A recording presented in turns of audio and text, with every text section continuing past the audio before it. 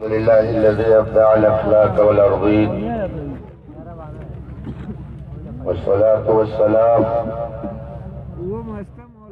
على من كان نبيا وآدم بين الماء والطين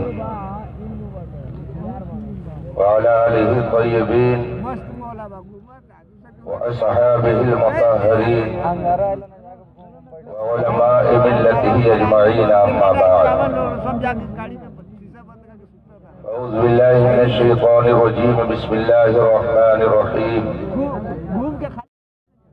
ومن يطع الله ورسوله فقد فاز فوزا عظيما.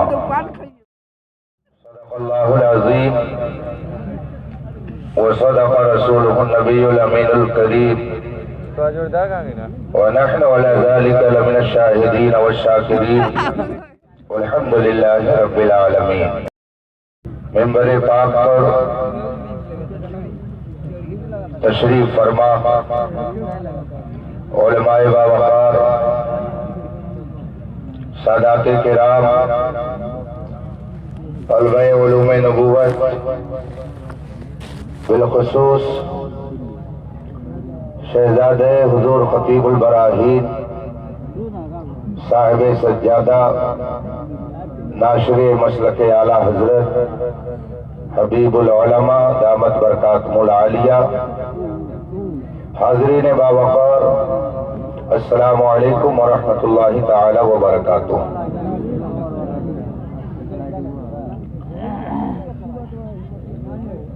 یہ عظیم الشان اجلاس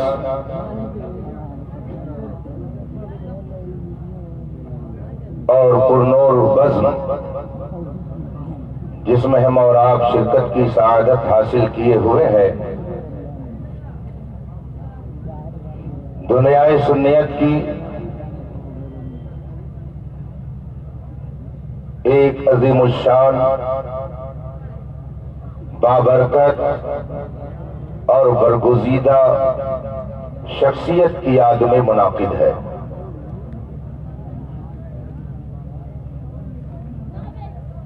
جس کے پاکیزہ کردار کی خوشبو سے ملک ہندوستان کا بے شمار گوشہ معطر اور مشکبار ہے۔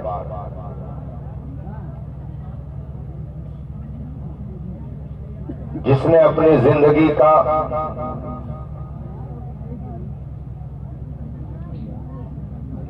صرف ایک مقصد رکھا، اللہ و رسول کی اطاعت، جس نے اپنے پاکیزہ کردار سے قوم و ملت کے بے شمار افراد کو ایسا متاثر کیا کہ ایک کوردہ علاقے میں 9 سال سے جو ہجوم لگا رہتا ہے، یہ خود اس بات کی شہادت دے رہا ہے کہ اٹھائے کچھ ورق لالا نے، کچھ نرگس نے، کچھ گل نے، چمن میں ہر طرف بکھری ہوئی ہے داستاں اس کی۔ اس عظیم ذات نے اللہ و رسول کی اطاعت و فرما برداری میں اپنے آپ کو اس منزل پر پہنچا دیا کہ آج دنیا ان کے زہد و تقوی اور ان کی پرہیزگاری کو یاد کر کے اپنے لیے زندگی کا راستہ متعین کرتی ہے۔ رب کائنات صاحب عرش حضور خطیب البراہین قدس سرہ کی فیض و برکات سے ہم سب کو مالا مال فرمائے۔ آمین آمین یا رب العالمین۔ باپ کا علم نہ بیٹے کو اگر ازبر ہو، پھر پسر قابل میراث پدر کیوں کر ہو۔ بہت مشہور یہ شعر ہے۔ حضور خطیب البراہین نے جب دوسروں کی اولاد کی تربیت فرما کر انہیں قیمتی ہیرے کی شکل میں قوم کے سامنے پیش کر دیا، تو بھلا یہ کیسے ہو سکتا ہے کہ اپنے لختے جگر کی اس ذات نے خوبصورت تربیت نہ فرمائی ہو، اور اپنے فضل و کمال اور حکمت و دانائی کہ جلووں سے اس کے دل کو روشن نہ کیا ہو۔ ہم اپنے ماتھے کی آنکھوں سے دیکھ رہے ہیں کہ بہت سارے لوگ جو صرف نام کے خانقاہی ورنہ حقیقت میں وہ خامخواہی ہے، ان سب سے ہٹ کر حضرت حبیب العلماء خالصاً لوجہ اللہ تحریر اور تقریر کے ذریعہ، بیعت و ارشاد کے ذریعہ اپنے والد گرامی کے نقش قدم پر چلتے ہوئے دکھائی دے رہے ہیں۔ رب کائنات ہمیں اپنے علماء ربانیین کی فیض و برکات سے مالا مال فرمائے۔ صاحب سجادہ آج کل کے عرف میں شاید لوگ اس کو سمجھتے ہیں کہ جو 10-20 انگوٹھیاں ہاتھ میں پہن کر، لمبے بال رکھ کر اور محفل میں جھومے اور لوگ دیکھ کر کے کہیں ہاں یہ گدی نشین ہے۔ ایک صاحب نے ایسے لوگوں کو دیکھ کر کہا تھا یہ گدی نشین نہیں، یہ گدھی نشین ہے۔ گدی نشین تو حقیقت میں وہ لوگ ہیں جو اپنے ان اسلاف کے نقش قدم پر چلتے ہیں اور ان کی تعلیمات کو عام کرتے ہیں۔ میرے ہاتھ میں کچھ کتابیں ہیں۔ صاحب سجادہ دامت برکاتہم العالیہ نے فرمایا اجرا کے دوران مولانا کی تقریر بھی ہو جائے گی۔ تقریر تو آپ نے سماعت کر لی اور بہت عمدہ گفتگو نظم میں نثر میں آپ تک پہنچا دی گئی۔ طوفان نو لانے سے اے چشم فائدہ، دو بود ہی بہت ہے اگر کچھ اثر کرے۔ رات کے اس وقت میں آپ کا اس طرح بیدار رہنا اور نعت سننے کا اس طرح سے آپ کے اندر اس وقت میں جذبے کا پایا جانا شاید اس بات کی علامت ہے کہ ہماری صبح زندہ ہے، ہماری شام زندہ ہے، ہماری صبح زندہ ہے، ہماری شام زندہ ہے، ہمارے دل کی تختی پر نبی کا نام زندہ ہے۔ رب کائنات آپ کو اسی زندگی کے ساتھ دنیا میں جلائے اور اسی زندگی کے ساتھ نبی کی بارگاہ میں حاضری کی سعادت عطا فرمائے۔ آئیے ہم اور آپ مصطفیٰ جان رحمت سرور کائنات فخر موجودات علی تحیت و ثنا کی بارگاہ قدس میں درود و سلام کا نذران عقیدت پیش کریں اور بلند آواز سے پڑھیں اللہم صلی علی سیدنا و مولانا محمد معدن الجود والکرم و آلہ الکرام اجمعین۔ مجھے اپنے ایک قدیم کرم نواز کا ایک جملہ یاد آ گیا۔ آج سے تقریباً 25 سال پہلے میں دارالعلوم ربانیہ شہر بادہ میں جب خدمت تدریس پر مامور تھا، وہاں حضرت علامہ مولانا سید مظہر ربانی صاحب تلمیذ خاص صدر الشریعہ رحمت اللہ تعالی علیہ محتمم اعلیٰ کے منصب پر تھے۔ جہاں دیدہ سیاسی دل و دماغ، روشن فکر کے حامل، دنیا کے حالات پر نظر، دینی معلومات کا خزانہ اور بے شمار بزرگوں کی امانتیں ان کے پاس تھیں۔ کبھی کبھار بعد نماز عصر ہم ان کے پاس بیٹھ جاتے۔ ایک روز حضرت نے گفتگو شروع کی اور فرمایا مولانا اگر پوری دنیا آپ سے خوش ہو جائے اور اللہ و رسول ناراض ہوں تو آپ کا بنا کی بگڑا، پوری دنیا خوش اللہ و رسول ناراض، آپ کا بنا یا بگڑا؟ میں نے کہا حضرت بگڑا، اگرچہ پوری دنیا خوش ہو مگر پھر بھی بگڑا۔ پھر فرمایا کہ اگر پوری دنیا ناراض ہو جائے اور اللہ و رسول خوش ہو تو بنا یا بگڑا؟ میں نے کہا حضور اب بنا تو فرمایا اگر آپ لوگوں کو خوش کرنے کے لیے کام کریں گے تو یہ وہ قوم ہے جو کبھی آپ سے مکمل طور پر خوش نہیں ہو سکتی ہے. یہ وہ قوم ہے کہ جو آپ کے مزاج و معیار کے مطابق کبھی نہیں اتر سکتی ہے، اس لیے کہ قوم میں مختلف ذہن کے لوگ ہیں. اگر آپ نے نماز کے بارے میں تقریر شروع کی اور نماز کے تارک، نماز کے چھوڑنے والے کے خلاف آپ نے گفتگو کی تو بے نمازی آپ پر تبرہ کرنا شروع کر دے گا. اگر آپ نے داڑھی کی فضیلت پر تقریر کی تو جو داڑھی نہیں رکھتے ہیں وہ آپ کے خلاف زبان کھولیں گے. اگر آپ نے روزے کی عظمت بتائی تو جو بے روزہ دار ہیں وہ آپ سے کبھی خوش نہیں رہ سکتے.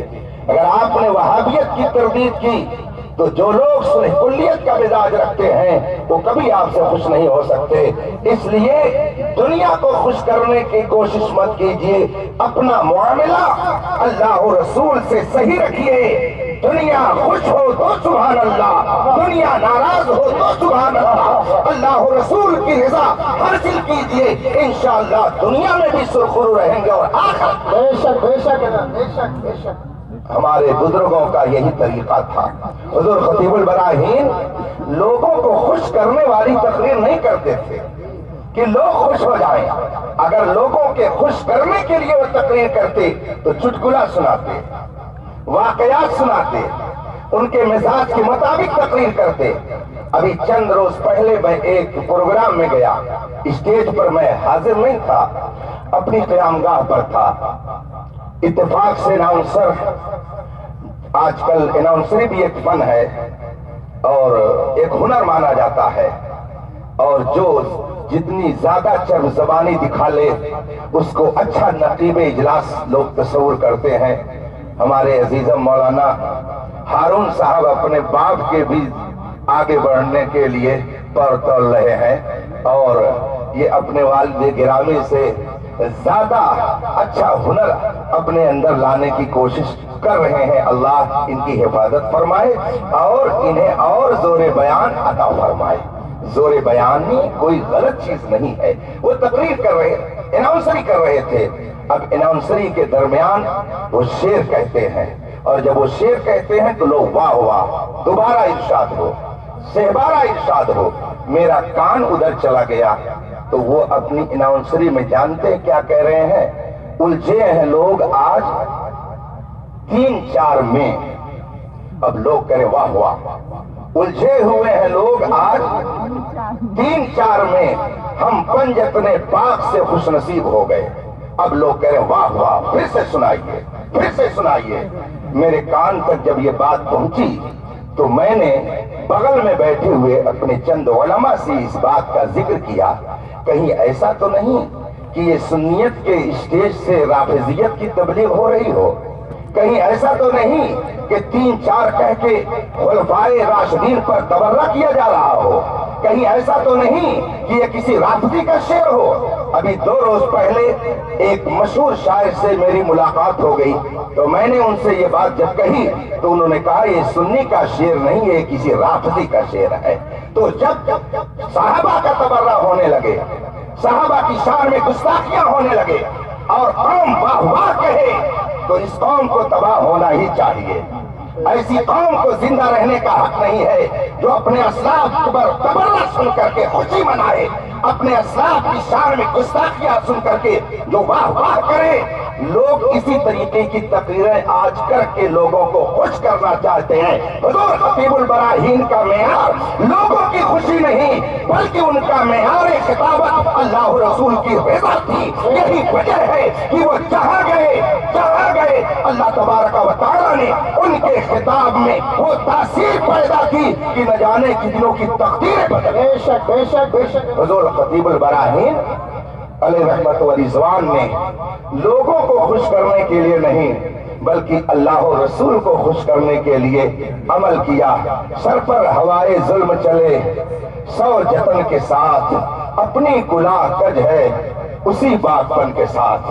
حضور خطیب البراہین رحمت اللہ علیہ زندگی کے آخری لمحے تک لوگوں کو جس چیز کا پیغام دیتے رہے وہ یہ جس کو میں نے متعدد بار آپ کے سامنے رکھا ہے. بابو، جو مسلک اعلیٰ حضرت سے ہٹا وہ ہٹا. کتنا بامانہ جملہ تھا کہ جو مسلک اعلیٰ حضرت سے ہٹا وہ ہٹا. تو میں حضرت کے اس جملے کو نقل کر کے کبھی کبھی اس پر ایک اور جملے کا اضافہ کرتا ہوں اور کہتا ہوں کہ جو مسلک اعلیٰ حضرت سے ہٹا وہ ہٹا اور جہنم کی دیوار سے سٹا. اس لیے کہ حضور خطیب البراہین علیہ رحمت و رضوان یہی کہنا چاہتے تھے کہ مسلک اعلیٰ حضرت پہ قائم رہو. زندگی دی گئی ہے اسی کے لیے، زندگی یہ نہیں ہے کسی کے لیے، زندگی ہے نبی کی، نبی کے لیے. نہ سمجھ مرتا ہے زندگی کے لیے، جینا مرنا ہے سب کچھ نبی کے لیے. جو نبی کے لیے مرتا ہے وہ مرتا نہیں ہے بلکہ وہ زندہ ہو جاتا ہے، اور اس طرح سے زندہ رہتا ہے کہ جس پر نگاہ کرم کر دیتا ہے اسے بھی زندگی عطا کر دیتا ہے. بے شک بے شک. ہم اور آپ کسی مردے سے مانگنے تھوڑی آئے ہیں. شام سے آپ حضرات منقبت کے اشعار سن رہے ہیں کہ صوفی نظام الدین کے دربار میں ہم آئے ہیں لینے کے لیے. تو کیا کسی مردے کے پاس لینے کے لیے آئے ہیں؟ یہ آپ کا عمل بتا رہا ہے کہ تو زندہ ہے. جو مردہ کہے گا وہ مردہ ہے. ہم تو اپنے بزرگوں کی بات کیا کریں، اپنے عام مومن کو بھی سمجھتے ہیں کہ وہ زندہ ہے. ہم اپنے عام مومن کو بھی سمجھتے ہیں کہ وہ زندہ ہے. رسول پاک صلی اللہ علیہ وآلہ وسلم نے ارشاد فرمایا کہ جب تم قبرستان سے گزرو تو کہو السلام علیکم یا اہل القبور، اے قبر والو تم پر سلامتی ہو. اور حدیث میں فرمایا گیا ہے کہ جب کوئی سلام کرتا ہے تو وہ مومن مردہ اس کا جواب دیتا ہے. جواب دیتا ہے. آپ سلام کرتے ہیں، وہ قبر کے اندر سنتا ہے اور وہ سن کر کے جواب بھی دیتا ہے. لوگ کہتے ہیں وہ مر گئے، ان کی طاقت کیا ہے؟ آپ مجھے بتاؤ. آپ ان کو سلام کرتے ہیں، وہ آپ کا سلام سن کر کے آپ کو جواب دیتے ہیں. کیا آپ ان کا جواب سنتے ہیں؟ نہیں سنتے ہیں. تو اس کا مطلب کیا ہوا کہ آپ نے سلام کیا، انہوں نے سن لیا، اسی لیے انہوں نے آپ کو جواب دیا، مگر آپ ان کے جواب کو نہیں سن سکے. اب بتائیے کہ آپ کی طاقت زیادہ ہے کہ جو زمین کے نیچے آرام کر رہا ہے اس کی طاقت زیادہ ہے. آپ سلام کریں وہ سن لے اور وہ جواب دے آپ نہ سن سکیں. یہ فلسفہ بتا رہا ہے کہ دنیا سے جب مرد مومن جاتا ہے رب اپنے کرم سے، ایمان کی برکت سے اس کی طاقت میں اور اضافہ فرما دیتا ہے. واہ واہ سبحان اللہ. بے شک. میرے بھائیوں، ہم اور آپ آستانے پاک پر آئے ہوئے ہیں. مخدوم میں کچھوچا کے دربار میں ایک عظیم شخصیت کبھی پروان چڑھی اور اس نے ہندوستان کے خطے خطے میں بیت و ارشاد کا کام انجام دیا. اس شخصیت کا نام ہے حضور اشرفی میاں علی حسین رحمت اللہ تعالی علیہ. بڑے وجیح، بڑے شکیل، بڑے حسن و جمال والے تھے. لوگ دیکھتے تھے تو ان کے دل کھچ جایا کرتے تھے. بڑی پاکیزہ شخصیت کے مالک تھے. نواب رامپور کے علاقے میں آپ کا دورہ ہوا. نواب رامپور کو جب یہ خبر ملی کہ پچھوچا شریف کے فلاں بزرگ جلوہ فرما ہوئے ہیں اس علاقے میں، نواب رامپور نے دعوت بھیجی. کہا حضور میرے غریب خانے پہ جلوہ فرمائی ہو. اعلیٰ حضرت حضور اشرفی میاں علیہ رحمت و رضوان نے ان کی دعوت کو منظور فرمایا اور پھر نواب رامپور کی حویلی میں تشریف فرما ہوئے. جب آپ وہاں پہنچے تخت پر بٹھایا گیا، جیسے آپ بیٹھے ہوئے ہیں مجمع ایسے ہی بیٹھا. اس زمانے کے پیران طریقت کا بھی الگ انداز تھا، مریدوں کا بھی الگ طریقہ تھا. جب اس زمانے میں پیران طریقت اپنے حلقے میں پہنچتے تھے تو مریدین اپنے مسائل لے کر ان کی خدمت میں حاضر ہوتے تھے. حضور نماز کا یہ مسئلہ بتا دیجئے, سرکار روزے کا یہ مسئلہ بتا دیجئے, عقیدے کی یہ بات بتا دیجئے. تو وہ علماء ربانیین اپنے مریدین کی اس طرح سے تربیت فرماتے تھے. حضرت علی حسین اشرفی میاں رحمت اللہ تعالی علیہ تشریف فرما ہے, مجمع سامنے ہے. کسی نے کہا کہ اگر کسی کو کچھ پوچھنا ہو تو پوچھ لے. اتفاق سے پیچھے سے ایک آدمی کھڑا ہوا اور کہا حضور میرا ایک سوال ہے. آپ نے فرمایا کہو کیا کہنا چاہتے ہو. اس نے کہا حضور بندہ جب کوئی دعا کرتا ہے تو اس کی دعا کو کون قبول کرتا ہے, کون اس کی دعا کو قبول کرتا ہے. حضرت نے فرمایا تم مسلمان ہو, اس کے باوجود تم اتنی معمولی بات نہیں جانتے ہو. کہا سرکار آپ ارشاد فرما دیں. اعلیٰ حضرت علی حسین اشرفی میاں رحمت اللہ تعالی علیہ نے فرمایا سنو, جب بندہ کوئی دعا کرتا ہے تو اس کی دعا اللہ قبول کرتا ہے, اللہ قبول کرتا ہے. ہمارا ایمان ہے. وہ دعوت داعی دعان قرآن فرماتا ہے جب مجھے کوئی پکارتا ہے تو اس کی پکار کا میں جواب دیتا ہوں. حدیث میں فرمایا گیا ہے کہ اگر بندہ ایک بار کہتا ہے یا اللہ, اللہ 7 بار کہتا ہے لبیک یا عبدی, لبیک یا عبدی. ارے میرے بندے میں حاضر ہوں, بتا تیری کیا تمنا ہے, تم اس سے کیا مانگنا چاہتا ہے. حدیث میں فرمایا گیا ہے. حضرت علی حسین اشرفی میاں رحمت اللہ علیہ نے فرمایا کہ جب بندہ کوئی دعا کرتا ہے تو اس کی دعا کو اللہ قبول کرتا ہے. کہا حضور یہ بات تو سمجھ میں آ گئی, مگر ایک سوال اور ہے. کہا وہ کیا. کہا اسے کہاں سے پکارا جائے, کہاں سے اس سے دعا کی جائے کہ وہ ہماری دعا کو سن لے اور ہماری پکار کا جواب دے دے.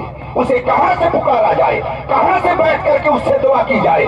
حضرت علی حسین اشرفی میاں رحمت اللہ تعالی علیہ نے فرمایا اس کو جہاں کہیں سے پکارو گے, جہاں کہیں سے تم اس سے دعا کرو گے, اگر وہ تمہاری دعا کو قبول کرنا چاہے گا تو کر لے گا. کوئی قید نہیں ہے, مکان میں رہو, دکان میں رہو, گھر میں رہو, جہاں بھی رہو, اگر تم دعا کرو گے اللہ قبول کرنا چاہے گا تو تمہاری دعا کو قبول کر لے گا. جب یہ دوست جواب اسے مل گیا تو کہتا حضور پر آخری سوال ایک اور ہے. فرمایا وہ کیا.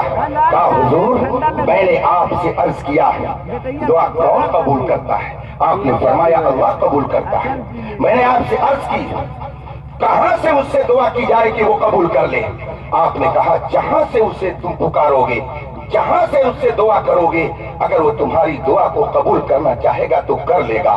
تو اب تیسرا سوال میرا یہ ہے, کیا وجہ ہے کہ سنی علماء, سنی پیران طریقت جب کسی اپنے مرید کی پریشانی کو سنتے ہیں, مثلا کوئی مرید ان کے پاس گیا اور کہا حضور میری اولاد, میرے پاس اولاد نہیں ہے, میں کوئی اولاد نہیں رکھتا ہوں, دعا فرما دیجئے, میرے حق میں کچھ عرض کر دیجئے. تو آپ کیوں کہتے ہیں کہ بچے کی اگر دعا لینی ہے تو اجمیر چلے جاؤ. اگر کوئی پریشان زدہ ہے, کسی کو آسیب ہے, کوئی مبتلا ہے, آسیب ہو گیا ہے اور آپ کے پاس آتا ہے تو آپ کیوں کہتے ہیں کہ سوچا چلے جاؤ, مزار پہ کیوں بھیجتے ہیں جب دعا خدا قبول کرتا ہے. اور جہاں سے دعا کی جائے اگر وہ چاہے تو قبول کر سکتا ہے, تو آپ لوگ مزاروں پہ کیوں بھیجتے ہیں. کیوں کہتے ہیں اجمیر چلے جاؤ, بچے کے لیے وہاں دعا کرو. کیوں کہتے ہیں کہ سوچا چلے جاؤ, مصیبت اگر دور کرانی ہے, اپنے آپ کو آفتوں سے چھٹکارا حاصل کرنا ہے تو تم کی چھوٹا مزار پہ چلے جاؤ. یہ مزار پہ آپ کیوں بھیجتے ہیں.